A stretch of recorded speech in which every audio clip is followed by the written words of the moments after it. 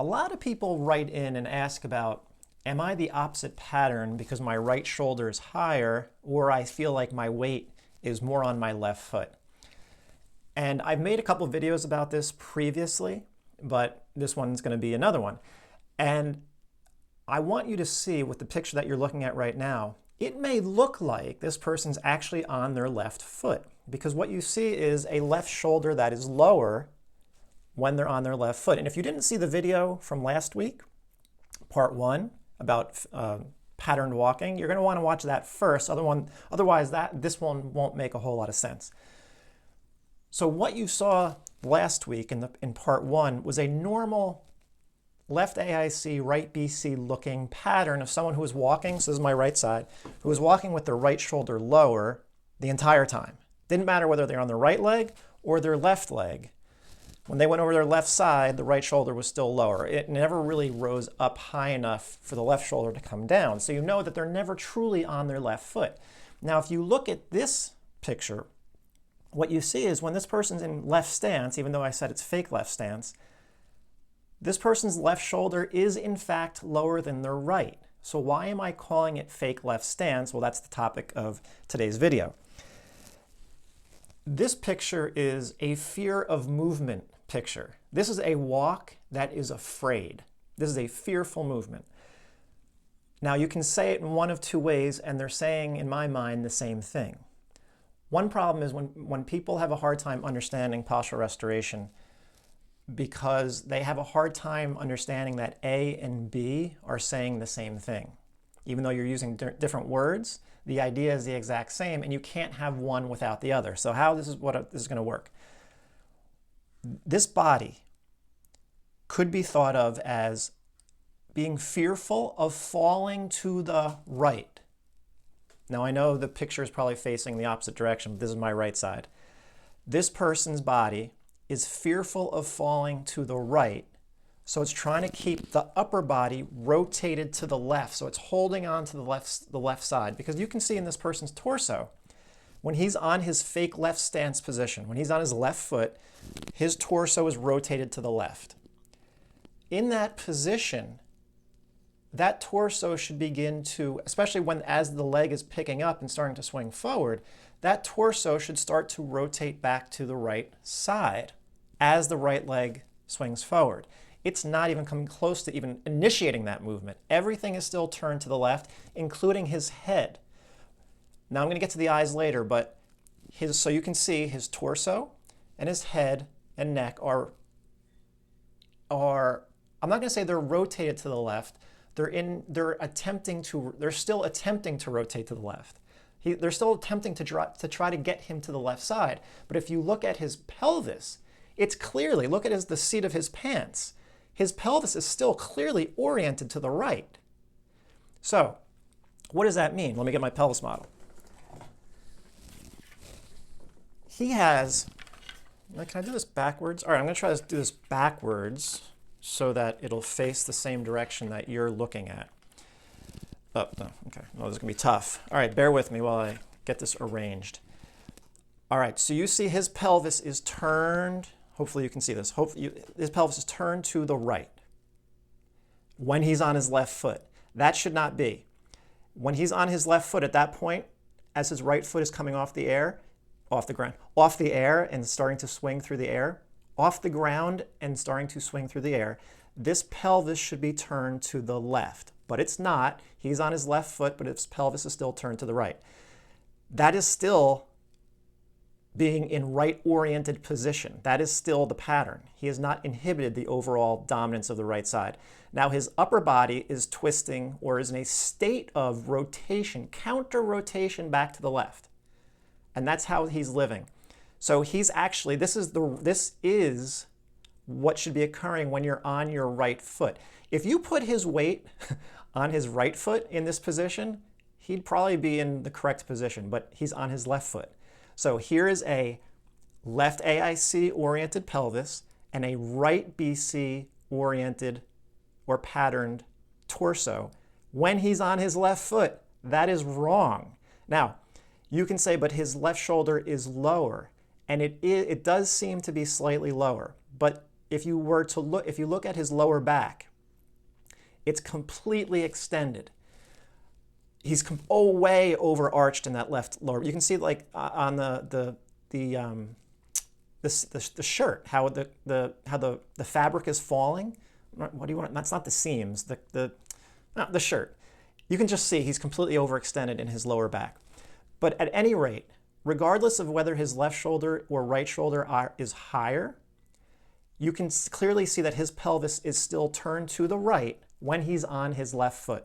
Now, would this be your left? Yeah, so here. His pelvis is still turned completely to the right when he's on his left foot. That is a fake left stance. I don't care which shoulder is higher.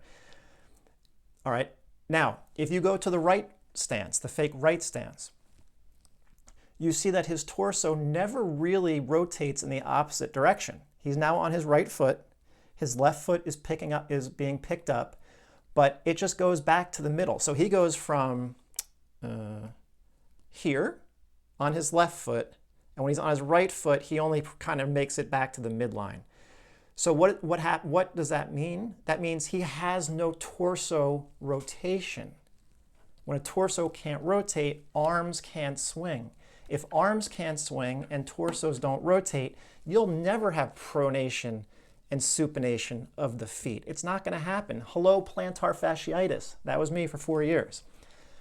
His legs are never going to go through internal and external rotation in alternating cycles on both sides. Look at his right wrist. When his weight is on his right foot, to not fall further to the right. So here's his fear. So the first picture was the fear of never returning to the left. The second picture is a fear of falling further to the right side. Look how he becomes, he starts to make a fist with his right hand, and his right arm is just staying real tight at his side. He's on his right leg, this is my right leg, and he's afraid to, he's not consciously, obviously, his brain is fearful of falling further to the right, so he keeps his body still rotated to the left, tightens up his fist, brings his right arm in, and tries to hold himself up with his right arm as he's stepping forward with his left foot in a fearful position because he is afraid of falling further to the right. And now think of this. He's not young. You can tell by his haircut, he's not young. He's probably, I don't know him personally, but I've seen him walking before. He's probably in his 60s. That did not happen overnight. Now this is the problem. Everything he's doing in this picture is biomechanically, if you want to think about it in biomechanics, is completely wrong. Nothing is working. It's completely patterned, improperly patterned. His forward movement is completely compensatory. Now, everything that he does in his life, all movement, all breathing, he's never using his left diaphragm. He is a neck breather and a lower back breather. There's no doubt in my mind that if I were to test him, he'd have no ability to expand his rib cage in the front or in the back to get air into his lungs. He'd be all neck, pulling up, or extending the back to try to pull air up into the rib cage to get into the ribs. There is no rib cage expansion happening with this gentleman.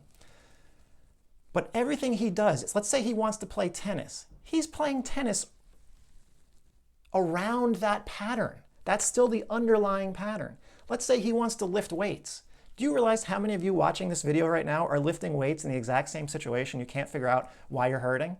Do you realize I was doing the same thing for, I don't know, 30 years of my life? But this is the thing. So this person's life is patterned around this pattern. It's not going to go away immediately. This person would most likely, he's going to, more than 5 sessions, I can tell you that. This is not going to undo because his brain wants it like that. He doesn't know. He doesn't even know he's doing this. But his brain is doing it for a reason, and it's become the natural way for him to move.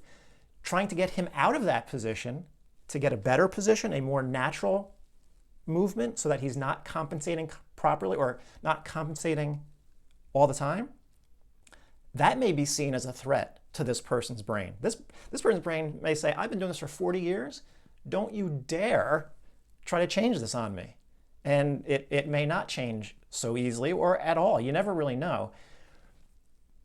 The younger you are, my guess is and this is what I've seen, the younger you are, the easier it is to unpattern yourself because simply you haven't been in the pattern that long. But once your brain has been making these connections repeatedly, it's a behavior.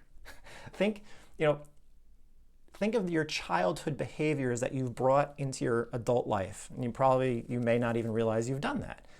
But let's say you've had an anger issue since the age of 6 years old, and now you're 40, and now you say, or 45, and now you say, I want to fix my anger issue.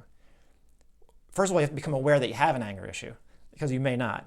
Second of all, you might not even realize that you're repressing anger with something else, anxiety, shame, any of these, you kind of call them repressive emotions, things that don't let you access the underlying emotion.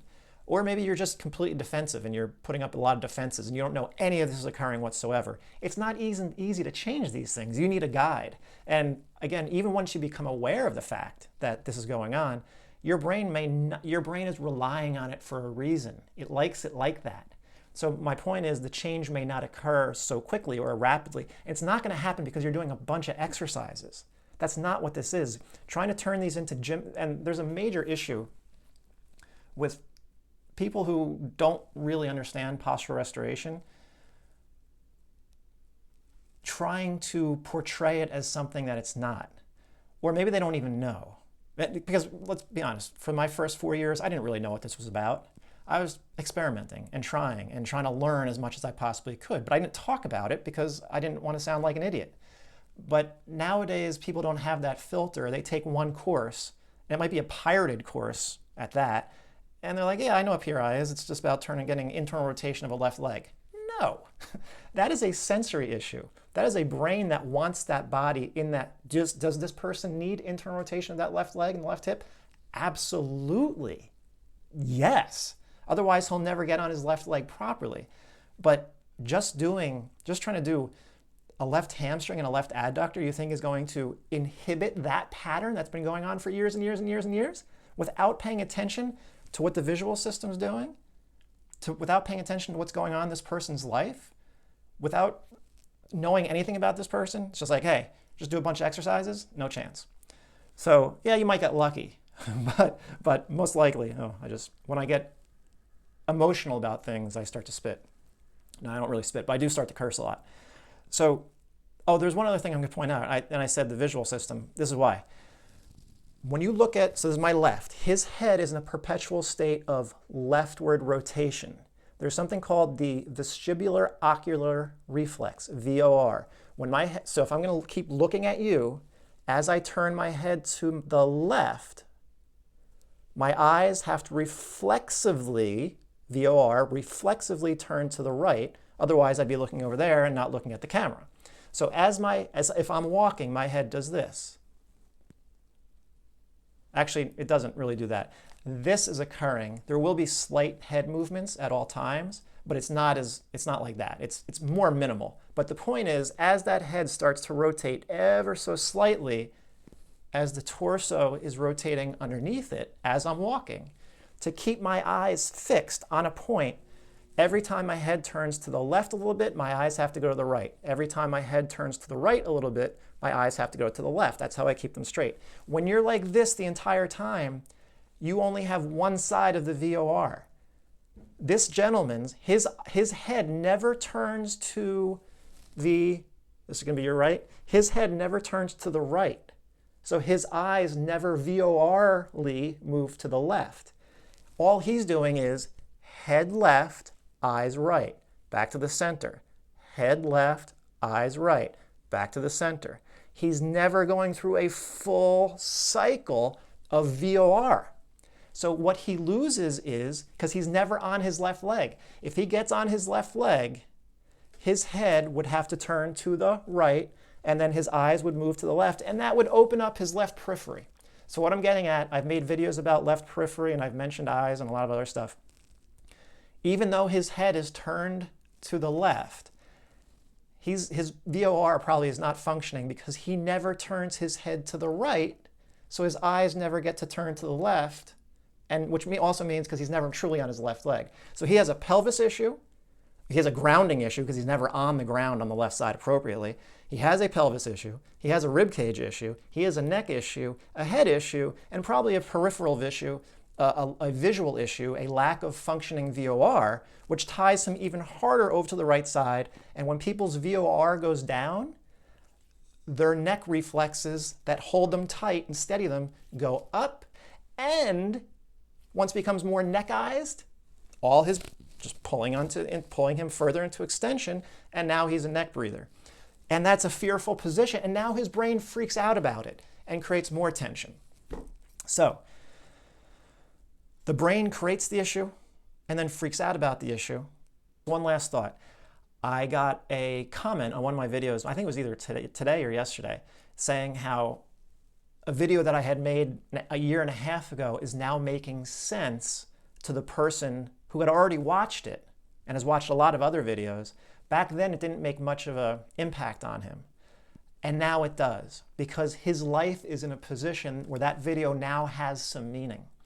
Everything I've talked about on this YouTube channel is part of my experiences with me, my own personal experiences, and then working with clients.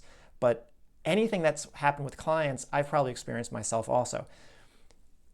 What I'm trying to get at is, a lot of the videos may not make sense now, but they may make sense in 6 months after you've been working with the PRI therapist for a while. Keep watching. Go back.